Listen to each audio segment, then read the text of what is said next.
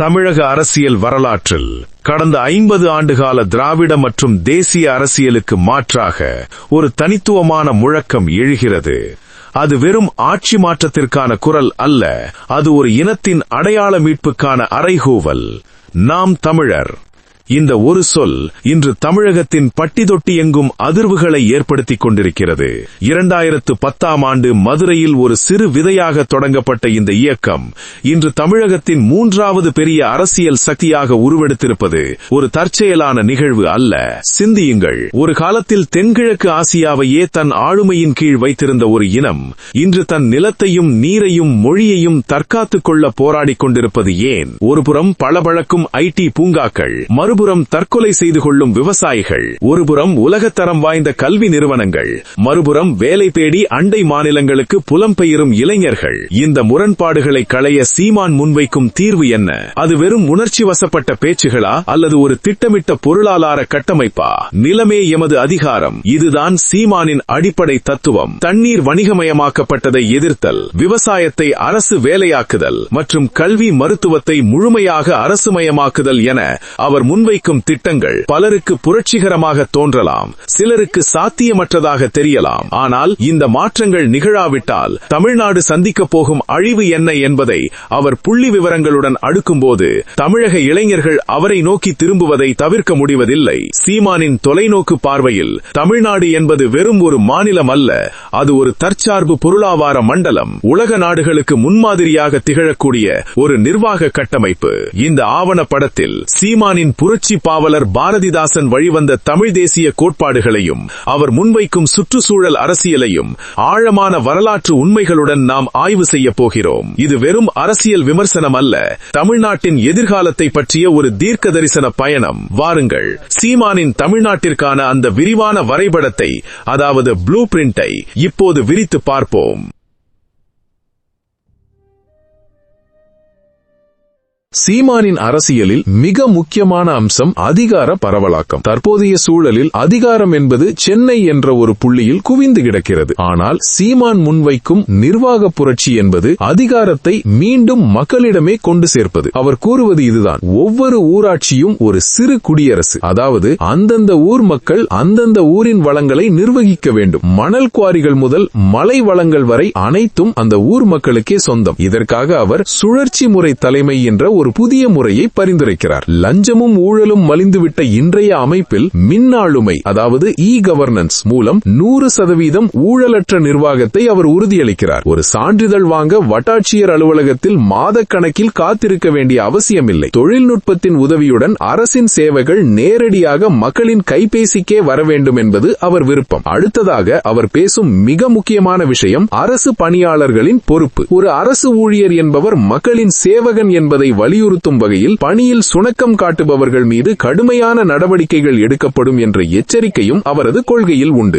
கால்நடை வளர்ப்பும் விவசாயமும். சீமானின் திட்டப்படி விவசாயம் என்பது வெறும் பயிர் வளர்ப்போடு முடிந்து விடுவதில்லை, அது கால்நடை வளர்ப்போடு பிரிக்க முடியாதபடி இணைக்கப்பட வேண்டும். நாட்டு மாடுகள் மீட்பு. ஜல்லிக்கட்டு போராட்டத்தின் போதே அவர் முன்வைத்த முதன்மையான கோரிக்கை நம் நாட்டு இன மாடுகளை காப்பது. அவற்றின் சாணம் மற்றும் சிறுநீர் பஞ்சகவ்யம். இயற்கை விவசாயத்திற்கு உயிர் நாடி. அரசு மானியம். ஒவ்வொரு விவசாய குடும்பத்திற்கும் நாட்டு மாடுகள், ஆடுகள் மற்றும் கோழிகள் வளர்க்க அரசு சிறப்பு மானியமும் அதற்கான தீவன காடுகளையும் உருவாக்கித் தரும். பால் உற்பத்தி. தனியார் பால் நிறுவனங்களின் ஆதிக்கத்தை குறைத்து உள்ளூர் கூட்டுறவு சங்கங்கள் மூலம் பால் உற்பத்தியை பெருக்கி கலப்படமில்லாத சுத்தமான பாலை மக்களுக்கு கொண்டு சேர்த்தல். பனை பொருளாதாரம். தமிழ்நாட்டின் மாநில மரமான பனை மரத்தை ஒரு கற்பக தரு என்று சீமான் அழைக்கிறார். இதற்கென ஒரு தனி அமைச்சகத்தையே அவர் உருவாக்க திட்டமிட்டுள்ளார். நீராதாரம். பனை மரங்கள் நிலத்தடி நீரை சேமிப்பதில் மிகச்சிறந்தவை. எனவே நீர்நிலைகளின் கரைகளில் கோடிக்கணக்கான பனை விதைகளை நடுதல். பொருளாதார வருவாய். பதநீர், கருப்பட்டி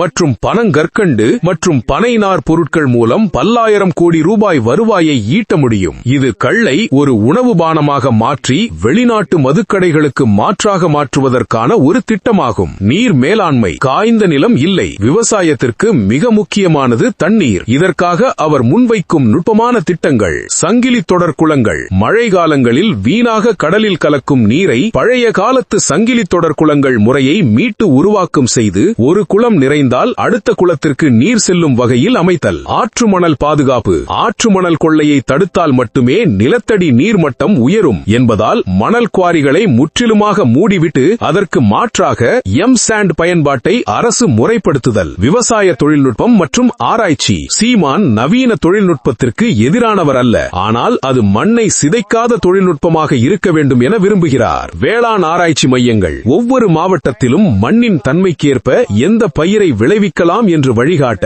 வேளாண் ஆராய்ச்சி மையங்கள் அமைக்கப்படும். எந்திரமயமாக்கல். நடவு செய்தல் முதல் அறுவடை வரை கடினமான வேலைகளுக்கு அரசு குறைந்த வாடகையில் எந்திரங்களை வழங்கும். இது ஆட்கள் பற்றாக்குறையை சமாளிக்க உதவும். மதிப்பு கூட்டுதல். விவசாயி விளைவித்த பொருளை அப்படியே விற்காமல் அதை தரம் பிரித்து மாற்றும் போது லாபம் பல மடங்கு பெருகும். ஊர்தோறும் தொழிற்சாலைகள். தக்காளியை சாசாகவும் மாம்பழத்தை சாறாகவும் கரும்பை வெல்லமாகவும் மாற்றும் சிறு தொழிற்சாலைகள் அந்தந்த கிராமங்களிலேயே அமைக்கப்படும். இதன் மூலம் கிராமப்புற இளைஞர்களுக்கு வேலைவாய்ப்பும் விவசாயிகளுக்கு அதிக லாபமும் கிடைக்கும். உலகளாவிய சந்தைப்படுத்துதல். ஏற்றுமதி மையம். தமிழ்நாட்டின் பாரம்பரிய அரிசி ரகங்களான மாப்பிள்ளை சம்பா, கருப்பு கவுனி போன்றவை மற்றும் சிறு தானியங்களை உலக நாடுகளுக்கு ஆர்கானிக் சூப்பர் ஃபுட் என்ற பெயரில் ஏற்றுமதி செய்ய தனி வாரியம் அமைக்கப்படும். இதன் மூலம் உலக சந்தையில் தமிழ்நாட்டு விவசாயிகளின் பங்களிப்பு அதிகரிக்கும். சின்னஞ்சிறு குறிப்பு. சீமானின் ஒட்டுமொத்த பொருளாதாரமும் தற்சார்பு என்ற ஒற்றை சொல்லில் அடங்கும். நாம் உண்ணும் உணவு நம் மண்ணில்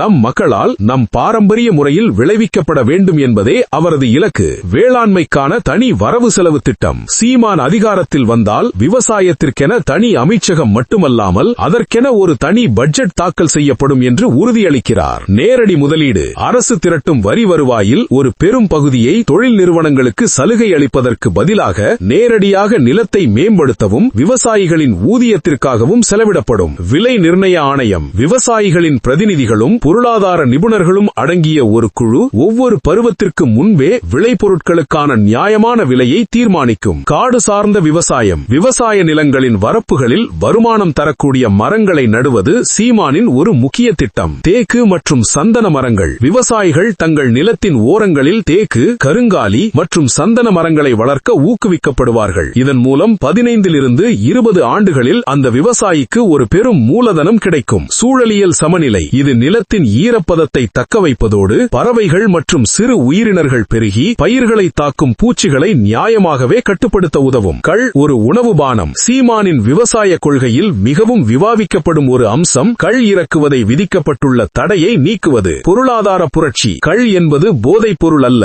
அது தென்னை மற்றும் பனை மரங்களிலிருந்து கிடைக்கும் ஒரு சத்தான உணவு பானம் என்பது அவர் வாதம். விவசாயிகளின் வருமானம். அயல்நாட்டு மதுபானங்களுக்கு பதிலாக பனை மற்றும் தென்னை கள்ளை அரசு முறைப்படுத்தி விற்பனை செய்தால் அந்த பணம் நேரடியாக விவசாயிகளின் கைகளில் செல்லும். இது கிராமப்புற பொருளாதாரத்தை அசுர வேகத்தில் உயர்த்தும். மீன்பிடி தொழில். கடல்சார் விவசாயம். கடலோர விவசாயிகளாக அவர் கருதுவது மீனவர்களைத்தான். மீனவர்களுக்கான அவரது திட்டங்கள். மீன்வள மேம்பாடு. ஆழ்கடல் மீன்பிடிப்பை ஊக்குவிக்க நவீன படகுகள் மற்றும் குளிரூட்டப்பட்ட சேமிப்பு கிடங்குகளை துறைமுகம் தோறும் அமைத்தல். மீன்பிடி தடைகால நிர்வாணம். மீன்பிடி தடைகாலங்களில் மீனவர்களுக்கு வழங்கப்படும் நிர்வாண தொகையை உயர்த்தி அவர்களுக்கு வாழ்வாதார பாதுகாப்பை உறுதி செய்தல். கடல்சார் கல்வி. மீனவ இளைஞர்களுக்கு கடல்சார் பொறியியல் மற்றும் மீன் பதப்படுத்துதல் தொடர்பான உயர்கல்வி நிறுவனங்களை உருவாக்குதல். கால்நடை தீவன தற்சார்பு. விவசாயம் செழிக்க தீவனம் மிக முக்கியம். தீவன காடுகள். அரசுக்கு சொந்தமான தரிசு நிலங்களை தீவன காடுகளாக மாற்றி அங்கு ஆடு மாடுகளுக்கு தேவையான புல் மற்றும் தழைகளை விளைவித்து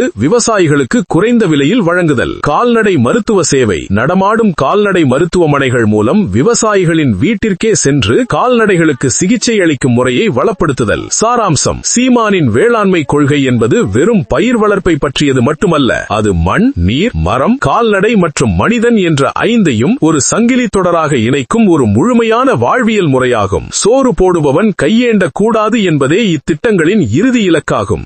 கல்வியும் மருத்துவமும் ஒரு வணிகப் பொருளாக இருக்கும் வரை சமூகம் முன்னேறாது என்கிறார் சீமான். இன்று ஒரு குழந்தை பிறப்பதற்கே லட்சக்கணக்கில் செலவு செய்ய வேண்டிய சூழல் இருக்கிறது. ஒரு ஏழை மாணவன் மருத்துவராவது என்பது எட்டாக்கணியாகிவிட்டது. சீமானின் கல்வி திட்டம். தாய்மொழி வழி கல்வி. தமிழ் வழியில் கல்வி பயில்பவர்களுக்கு 80% வேலைவாய்ப்பில் முன்னுரிமை. ஒரே பாடத்திட்டம். வசதி படைத்தவர்களுக்கும் ஏழைகளுக்கும் ஒரே தரமான கல்வி. அரசு பள்ளிகளின் தரம். தனியார் பள்ளிகளை விட அரசு பள்ளிகளின் உள்கட்டமைப்பை மேம்படுத்துதல். அதேபோல் மருத்துவத்தில் ஒவ்வொரு மாவட்டத்திலும் பன்னோக்கு உயர்தர மருத்துவமனைகளை அமைப்பதுடன் சித்த மருத்துவம் மற்றும் ஆயுர்வேதம் போன்ற பாரம்பரிய மருத்துவ முறைகளையும் நவீன மருத்துவத்துடன் இணைத்து ஒரு ஒருங்கிணைந்த மருத்துவ முறையை அவர் முன்மொழிகிறார். மருந்தில்லாத வாழ்வே ஆரோக்கியமான வாழ்வு என்பது அவர் கோட்பாடு. 1. கல்வி ஒரு சமூக உரிமை. கல்வி என்பது காசு உள்ளவனுக்கு ஒரு தரம், இல்லாதவனுக்கு ஒரு தரம் என்று இருப்பதே சமூக ஏற்றத்தாழ்வுகளுக்கு காரணம் என்கிறார் சீமான். அரசுமயமாக்கல். Nationalisation of education. கல்வி நிறுவனங்கள் அனைத்தும் அரசின் நேரடி கட்டுப்பாட்டில் இருக்க வேண்டும். கல்வியை வணிகமாக்கி லாபம் ஈட்டுவதை முற்றிலுமாக தடை செய்தல். சமச்சீர் கல்வி. முதலமைச்சர் மகனும் துப்புரவு தொழிலாளி மகனும் ஒரே பள்ளியில் ஒரே பாடத்திட்டத்தின் கீழ் பயிலும் நிலையை உருவாக்குதல். தாய்மொழி வழி கல்வி. தமிழ் மொழிக்கு முன்னுரிமை. தொடக்க கல்வி முதல் உயர்கல்வி வரை தமிழ் வழியில் கற்பிக்கப்பட வேண்டும். வேலைவாய்ப்பு உறுதி. தமிழ் வழியில் படித்தவர்களுக்கு அரசு மற்றும் தனியார் வேலைவாய்ப்புகளில் 80% முன்னுரிமை வழங்கப்படும் என்ற சட்டத்தை அமல்படுத்துதல். பாடத்திட்ட மாற்றம். மனப்பாடம் செய்யும் கல்வி முறையை மாற்றி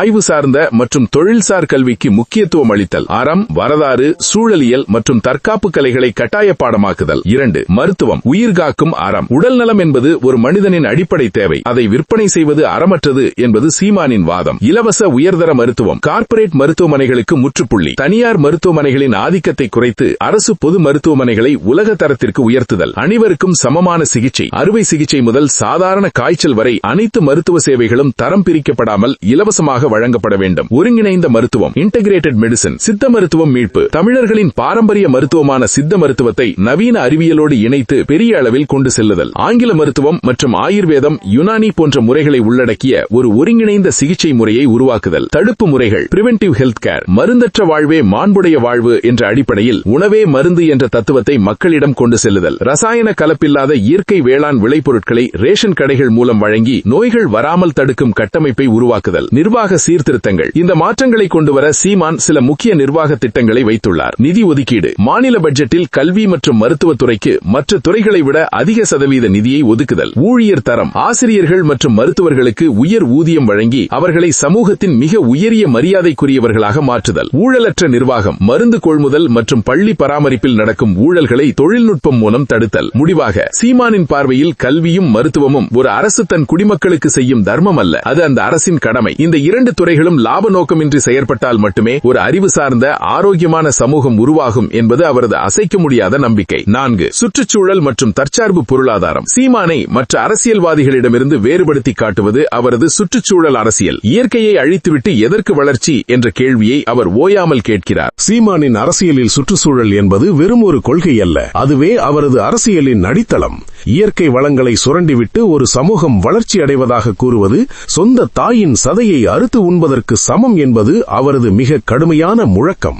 சுற்றுச்சூழல் மற்றும் காடுகள் பாதுகாப்பிற்காக சீமான் முன்வைக்கும் திட்டங்களின் விரிவான அலசல் இதோ. காடுகள் பாதுகாப்பு மற்றும் காடு வளர்ப்பு. காடுகளை வெறும் மரங்களின் தொகுப்பாக பார்க்காமல் ஒரு நிலப்பரப்பின் நுரையீரலாக சீமான் பார்க்கிறார். காடு வளர்ப்பை அரசு வேலையாக்குதல். விவசாயத்தைப் போலவே காடு வளர்ப்பையும் ஒரு அரசு திட்டமாக மாற்றுதல். காடுகளை ஒட்டியுள்ள பகுதிகளில் வாழும் பழங்குடியின மக்களை காப்பு காவலர்களாக நியமித்து அவர்களுக்கு முறையான ஊதியம் வழங்குதல். பல்லுயிர் பெருக்கம். தேக்கு, சந்தனம் போன்ற பணப்பயிர்களோடு சேர்த்து அந்தந்த மண்ணிற்குரிய பூர்வீக மரங்களை நடுவதன் மூலம் பறவைகள் மற்றும் விலங்குகளின் வாழ்விடங்களை மீட்டெடுத்தல். ஆக்கிரமிப்பு ஒழிப்பு. மலைகளிலும் காடுகளிலும் உள்ள ஆக்கிரமிப்புகளை, ரிசார்ட்டுகள் மற்றும் சட்டவிரோத கட்டிடங்களை அகற்றி அவை மீண்டும் வனப்பகுதிகளாக மாற்றப்படுவதை உறுதி செய்தல். மலைகளை காத்தல். மலைகள்தான் மேகங்களை வழிமறித்து மழையை தருகின்றன. மலைகளை உடைப்பது மழையை தடுப்பதற்கு சமம் என்கிறார் சீமான். கல்குவாரி தடை. மலைகளை உடைத்து ஜல்லி கற்களாக மாற்றுவதை முற்றிலுமாக தடை செய்தல். கட்டிட வேலைகளுக்கு புதிய மாற்று தொழில்நுட்பங்களை,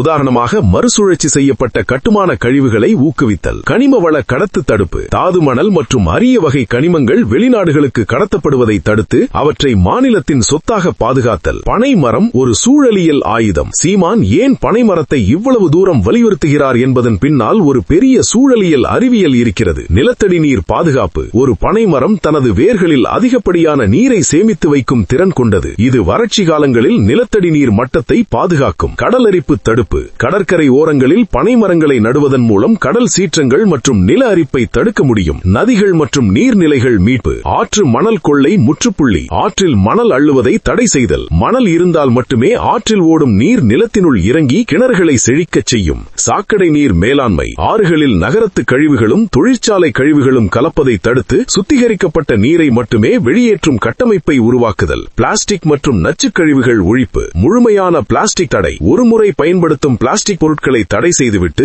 அதற்கு மாற்றாக பனை ஓலை, சணல் மற்றும் துணிப்பைகளை ஊக்குவித்தல். சுற்றுச்சூழல் குற்றவியல் நீதிமன்றம். இயற்கையை சீரழிக்கும் நிறுவனங்கள் மீது கடுமையான நடவடிக்கை எடுக்கவும் அவர்களுக்கு பெரும் அபராதம் விதிக்கவும் தனித்த நீதி விசாரணை அமைப்பை ஏற்படுத்துதல். சூழலியல் கல்வி. எதிர்கால தலைமுறைக்கு இயற்கையின் மதிப்பை உணர்த்த பள்ளி கல்வியிலேயே சுற்றுச்சூழல் என்பதை ஒரு பாடமாக மட்டுமல்லாமல் ஒரு வாழ்வியல் பயிற்சியாக கொண்டு வருதல். ஒவ்வொரு மாணவனும் ஒரு மரக்கன்றை நட்டு அதை பராமரிப்பதை அவனது மதிப்பெண் பட்டியலோடு இணைத்தல். சாராம்சம். சீமானின் பச்சை அரசியல் என்பது பன்னாட்டு நிறுவனங்களின் லாபத்திற்காக இயற்கையை அடகு வைக்கும் முறைக்கு எதிரானது. நாம் எதை வேண்டுமானாலும் உற்பத்தி செய்யலாம், ஆனால் மண்ணையும் நீரையும் எங்கும் உற்பத்தி செய்ய முடியாது என்பதே அவரது இறுதி எச்சரிக்கை. 5. மொழி, இனம் மற்றும் கலாச்சாரம். இறுதியாக சீமானின் அரசியலின் ஆன்மா தமிழ் தேசியம். இது மற்ற இனங்களுக்கு எதிரானதல்ல, மாறாக தன் இனத்தின் பெருமையை உணர்ந்து தன் உரிமையை நிலைநாட்டும் செயல். கீழடி முதல் ஆதிச்சநல்லூர் வரை தமிழின் தொன்மையை உலகுக்கு உரக்கச் சொல்லும் அவர் உலகமெங்கும் வாழும் தமிழர்களை ஒருங்கிணைக்கும் ஒரு சக்தியாக திகழ விரும்புகிறார். ஆங்கில மோகத்தில் மூழ்கி கிடக்கிற இன்றைய தலைமுறைக்கு தமிழின் இனிமையையும் அதன் அறநெறிகளையும் கொண்டு செல்வது ஒரு பண்பாட்டு புரட்சி என்று அவர் கருதுகிறார். தமிழ் மீண்டால் தமிழன் வாழ்வான் என்ற முழக்கம் வெறும் மொழி பற்றல்ல, அது ஒரு வாழ்வியல் உரிமை. இத்தனை திட்டங்கள், இத்தனை கனவுகள், இவை அனைத்தும் சாத்தியமா? நிதி நிலைமை இதற்கு ஒத்துழைக்குமா? அல்லது இதுவும் மற்ற அரசியல் வாக்குறுதிகளைப் போல வெறும் காகித பூக்களா? இந்த வினாக்களுக்கு விடை தேடும் முன் இந்த நீண்ட பயணத்தின் முடிவில் காத்திருக்கும் அந்த வரலாற்று பாடம் என்ன என்பதை நாம் பார்க்க வேண்டும். தொழில்துறை மாற்ற கொள்கை. சீமானின் தொழில்துறை மாற்ற கொள்கை என்பது பன்னாட்டு நிறுவனங்களின் கைகளில் மாநிலத்தை தாரவாரிப்பதற்கு பதிலாக நம் மண்ணின் மூலப்பொருட்களை கொண்டு நம் மக்களே உற்பத்தி செய்யும் தற்சார்பு தொழில் புரட்சியை நோக்கியது. சீமான் முன்வைக்கும் தொழில்துறை மாற்றத்தின் முக்கிய புள்ளிகள் இதோ. மூலப்பொருள் சார்ந்த தொழிற்சாலைகள். நம்மிடம் தாது மணல் இருக்கிறது, இரும்பு தாது இருக்கிறது, பருத்தி இருக்கிறது. ஆனால் நாம் ஏன் வெளிநாட்டிலிருந்து பொருட்களை இறக்குமதி செய்ய வேண்டும் என்பது சீமானின் கேள்வி. மதிப்பு கூட்டு ஆலைகள். அந்தந்த மாவட்டங்களில் கிடைக்கும் மூலப்பொருட்களை அங்கேயே முடிவுற்ற பொருட்களாக மாற்றும் ஆலைகளை அமைத்தல். உதாரணமாக பருத்தி விளையும் ஊர்களில் ஜவுளி ஆலைகள், கரும்பு விளையும் இடங்களில் சர்க்கரை மற்றும் எத்தனால் ஆலைகள். அரசுடைமையாக்குதல். கனிம வளம் மற்றும் தாது மணல் எடுக்கும் தொழிலை தனியார் வசம் விடாமல் முழுமையாக அரசு ஏற்று நடத்தி அதன் லாபத்தை மக்கள் நலத்திட்டங்களுக்கு பயன்படுத்துதல். ஊர்தோறும் உற்பத்தி. ஒவ்வொரு ஊரும் ஒரு குறிப்பிட்ட பொருளை உற்பத்தி செய்வதில் நிபுணத்துவம் பெற வேண்டும். உதாரணமாக ஒரு ஊர் தீப்பெட்டி, ஒரு ஊர் காலணி, ஒரு ஊர் கைத்தறி. நேரடி சந்தை. இந்த சிறு தொழில்களில் விளையும் பொருட்களை அரசு நேரடியாக கொள்முதல் செய்து தமிழ்நாடு நுகர்வோர் கூட்டுறவு இணையத்தின் மூலம் விற்பனை செய்தல். படைப்பாற்றல் மிக்க இளைஞர்கள். வேலை தேடுபவர் அல்ல, வேலை தருபவர். சீமானின் கல்வி திட்டத்தோடு இந்த தொழில்துறை கொள்கை இணைக்கப்பட்டுள்ளது. தொழில் முனைவோர் ஊக்கம். பட்டதாரி இளைஞர்கள் வேலை தேடி அலைவதை தவிர்த்து அவர்களுக்கு வட்டியில்லா கடன் மற்றும் தொழில்நுட்ப உதவி வழங்கி தொழில் முனைவோராக மாற்றுதல். தொழில்நுட்ப பூங்காக்கள். ஐடி துறையை சென்னை போன்ற பெருநகரங்களில் மட்டும் முடக்காமல் 2ஆம் மற்றும் 3ஆம் கட்ட நகரங்களுக்கும் கொண்டு சென்று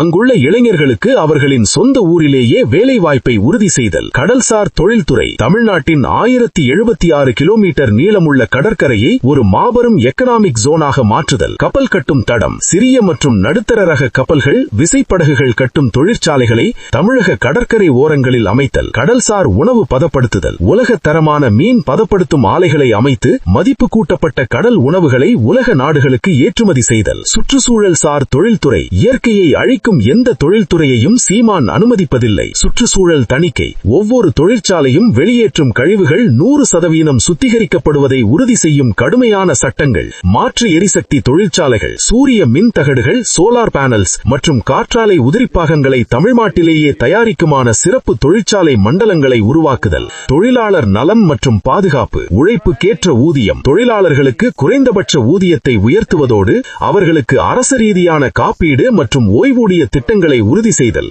உள்ளூர் மக்களுக்கு முன்னுரிமை. தமிழ்நாட்டில் உள்ள தொழிற்சாலைகளில் 80% வேலை வாய்ப்புகளை தமிழர்களுக்கே வழங்க சட்டம் இயற்றுதல். சாராம்சம். சீமானின் தொழில்துறை மாற்றம் என்பது மண்ணுக்கேற்ற தொழில், மக்களுக்கேற்ற வேலை என்பதாகும். இது உலகமயமாக்கலுக்கு எதிரான ஒரு உள்ளூர் மயமாக்கல் எக்கனாமிக் மாதிரி. சீமானின் இந்த பிரம்மாண்டமான கனவுகள் வெறும் காகிதத்தில் வரையப்பட்ட வரைபடங்களா அல்லது ஒரு புதிய யுகத்தின் தொடக்கமா? அரசியல் களத்தில் அவர் மீது வைக்கப்படும் விமர்சனங்கள் பல. இது நடைமுறைக்கு சாத்தியமற்றது, இது ஒரு குறுகிய இனவாதம், பொருளாதார ரீதியாக இது தற்கொலைக்கு சமம் என பல குரல்கள் ஒலிக்கின்றன. ஆனால் சீமான் முன்வைக்கும் ஒரு எளிய உண்மை என்னவென்றால், மாற்றம் என்பது ஒரு நபரால் வருவதல்ல, அது ஒரு தேவையால் வருவது. வரலாற்றை திரும்பி பார்த்தால் இன்று உலகையே வியக்க வைக்கும் பல நாடுகள் ஒரு காலத்தில் சிதைந்து போயிருந்தவைதான். இயற்கை வளங்களே இல்லாத நாடுகள் கூட தங்கள் இனத்தின் மீதான பற்றாலும் தெளிவான திட்டமிடலாலும் இன்று வல்லரசுகளாக நிற்கின்றன. சீமான் கேட்பது அதையேதான். தமிழ்நாட்டின் வளங்கள் தமிழர்களுக்கே சொந்தமானால் ஏன் நாம் ஒரு தன்னிறைவு பெற்ற தேசமாக மாற முடியாது? இங்குதான் ஒரு வரலாற்று முரண் ஒளிந்திருக்கிறது. எத்தனையோ பேரரசுகளை கண்ட இந்த மண் இன்று தன் அடிப்படை தேவைகளான உணவுக்கும் தண்ணீருக்கும் கூட அண்டை மாநிலங்களை எதிர்பார்த்து நிற்கும் அவலம். இதுதான் சீமான் மாற்ற நினைக்கும் வரலாற்று பிழை. சீமானின் வெற்றி என்பது தேர்தலில் அவர் பெறும் வாக்கு சதவீதத்தில் மட்டுமில்லை. இன்று சாதாரண இளைஞன் கூட சூழலியல் பற்றி பேசுகிறான், தற்சார்பு பற்றி சிந்திக்கிறான். அரசியலில் ஒரு புதிய சொல்லாடலை அவர் உருவாக்கியிருக்கிறார் என்பதே அவரின் மிகப்பெரிய வரலாற்று பாடம். எதிர்காலம் என்பது நாம் இன்று விதைக்கும் விதைகளை பொறுத்தது. சீமான் விதைத்திருப்பது ஒரு மாற்று அரசியலுக்கான விதை. அது விருட்சமாகி நிழல் தருமோ அல்லது கால ஓட்டத்தில் காணாமல் போகுமா என்பதை தீர்மானிக்கப் போவது காலம் மட்டுமல்ல, தமிழ்நாட்டின் மக்களும் தான். அதிகாரம் என்பது அழிப்பதற்கல்ல, ஆக்குவதற்கு. அந்த ஆக்கப்பூர்வமான அதிகாரத்தை நோக்கி தமிழ்நாடு பயணிக்குமா? விடை உங்களிடமே.